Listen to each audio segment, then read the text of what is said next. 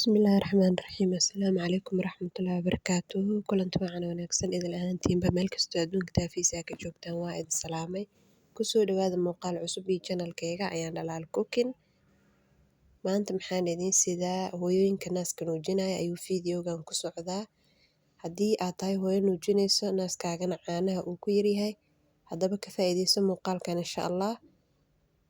Inta maxaa ku haysanaa waa misir. Waa u jeediin marka waa karinaynaa insha Allah. Markaa karinayna kadib waa dalacaynaa. Hadaa rabtid markii aad karisid waxaad ku cuni kartaa caanaha ku darsan kartaa iyo subag. Haddii kalena waa dalacaysaa wixii markaas aad heli kartid ayaad ku cunaysaa. Digsiga soo qaata biyaha kusoo shubaa iska soo nadiifiyay. Quraac iyo cashaa ka dhiganaysaa maasha Allah tabaarakallah. Ilmaha wax nafaqo loo ka nuugayaa. Moor ah ilmaha naaska nuujinta u badisidna caano badan ayuu cunug ka helayaa. Wixii aad cuntid ayuu cunug ka nuugaa markasta. Marka waa kaasa asxaabteeda markii ay noo soo karkartay oo biyo ay dhammaysato waxaa ku soo daro u jeediin waa basal yar xabad yaanya ah waan soo fiiqay ayaan ku soo daray. Waxaa kale ku soo darayaa waa kabsar iyo toon iyo shiishiid iyo xawaaji dhuudhuub bas intaas kaliya ku daraysaa.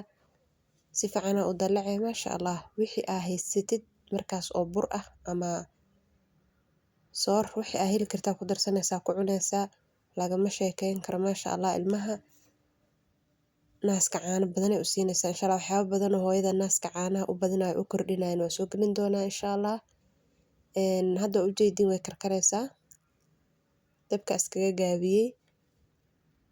Kadibna waan jajabinayaa markaa jajabiye kadib way isku dhamaatay waqti badan ma ka qaadanayso 30 daqiiqo iyada ay bislaanayso iyo 10 daqiiqo aad dalacaysid waa 40 daqiiqo oo kaliya ayay ku bislaanaysaa.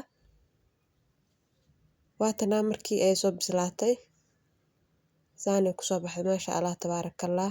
Pancake fiidiyogan fiidiyo ka horreeyay aad soo geliyay ayaa ku cunaya aniga.